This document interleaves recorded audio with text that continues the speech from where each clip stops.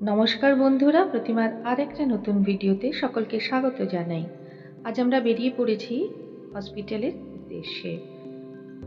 দেখো, চলে এসেছি নারায়ণা নেত্রালয়াতে। এটা ডক্টর শেঠির যে হাসপাতাল, নারায়ণা হৃদয়ালয়া, তারই ঠিক পেছন দিকে রয়েছে। হসপিটালের রিসেপশনে আমরা চলে এসেছি। এখানে সমস্ত রকম ইনফরমেশন পাওয়া যাবে। আর আমরা যেহেতু এর আগেও একবার এসেছি, তাই আমাদের ইনফরমেশনের দরকার ছিল না, কারণ আমরা জানি যে কোন ডক্টরকে দেখাবো এবং তিনি কোথায় বসেন। হসপিটালে ঢুকতেই এখানে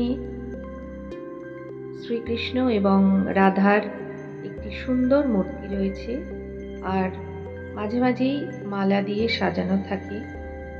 ঈশ্বরকে প্রণাম করে আমরা চলে যাব ডাক্তার দেখাতে। বাবু এখানে বসে আছে, আর আমরা এরপরেই যাব ডাক্তার দেখাতে। ঠাকুরকে প্রণাম করে নিলাম। রাধাকৃষ্ণের মূর্তির সাথে সাথে এখানে একটি গণেশ মূর্তিও আছে। সাউথের মানুষেরা গণেশ বাবাজিকে ভীষণ ভক্তি করেন, কারণ সব হাসপাতালেই গণেশ মূর্তি রয়েছে। হসপিটালের মধ্যে ড্রিঙ্কিং ওয়াটার একটা ছোট ক্যান্টিনও রয়েছে, কারণ এখানে দেখাতে এলে বিষয়টা খুবই সময় সাপেক্ষ, কারণ একবার ডক্টর দেখানোর পরে নানা রকম টেস্ট দেন, আর তাতে কিন্তু অনেক সময় লাগে। হসপিটালের পেছন দিকেই আছে একটা বড় ক্যান্টিন, মানে এখানে 3টে ইউনিট আছে। ডক্টর শেঠির হাসপাতাল, যেটা নারায়ণা হৃদয়ালয়া, আর একটা মাল্টি স্পেশালিটি হসপিটাল আছে, আর এই নেত্রালয়া। আমরা এখানে বসে অপেক্ষা করছিলাম, কারণ বাবুর নানা রকম ব্লাড টেস্ট, সেই ব্লাডগুলো দেওয়ার পরে রিপোর্ট আসতে প্রায় 2 ঘন্টা সময় লাগবে। তাই অগত্যা ক্যান্টিনে চলে এসেছি। এসে এখানে নানা রকম লোকজন তো দেখি, চিন্তা একটু হলেও কিন্তু কম লাগে। আর বসে বসে ঈশ্বরকে ডাকি। এবার শুনে নাও বাবুর ডাক্তারের মুখে কিছু কথা। मेरा नाम डॉक्टर सुषमा तेजवानी है। मैं नारायण नेत्रालय में काम करती हूँ और कैटरैक्ट और ग्लोकोमा स्पेशलिस्ट हूँ।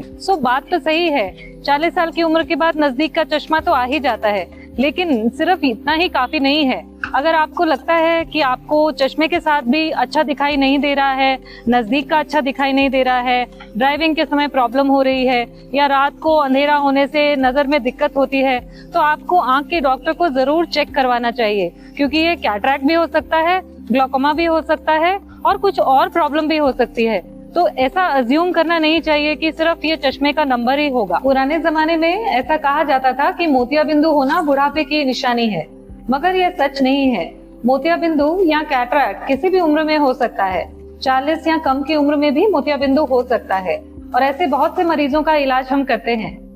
अच्छी बात यह है कि अब टेक्नोलॉजी की वजह से बहुत सारे अच्छे लेंसेज अवेलेबल हैं, जैसे कि मल्टीफोकल, ट्राइफोकल या ईडॉफ लेंसेज, जिससे बहुत अच्छा प्रिसाइज विजन लाया जा सकता है। बिना चश्मे की मदद से भी आप दूर का, नजदीक का या इंटरमीडिएट विजन देख सकते हैं। और उससे भी अच्छी बात यह है कि अब हम ये ऑपरेशन रोबोटिक प्रिसिजन के साथ कर सकते हैं।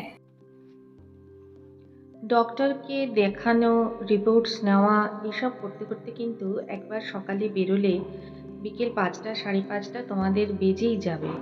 তাই সকালে তুমি যদি খেয়ে বেরো, তোমার খিদে পাবে। আর হসপিটালের খুব কাছাকাছি এই নন্দানা হোটেল, যেখানে আন্ধ্রা মিল পাওয়া যায় বা সাউথ ইন্ডিয়ান ভেজ থালি, এছাড়াও চিকেনের নানা রকম আইটেম, অনেক অনেক খাবার পাওয়া যায়। তাই অনেকেই কিন্তু এখানে এসে খাবার খেয়েও নিতে পারো। যতই মন খারাপ থাক, খাবার না খেলে তো আর চলবে না। সেই জন্য আমরাও বিকেলের দিকে চলে এসেছিলাম এখানে খাবার খেতে। আমার চ্যানেলে এর আগে এর ডিটেইল ভিডিও আছে, সেই জন্য এখানে আর ডিটেইল বলছি না।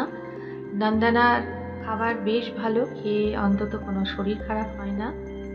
আর এই হসপিটালেরই মজুমদার সাথে আমরা যখন আগে গিয়েছিলাম বাবু ট্রিটমেন্টের জন্য, সেখানে মাল্টি স্পেশালিটি হসপিটাল, আর তার দুধারে কিন্তু থাকবারও রুম আছে।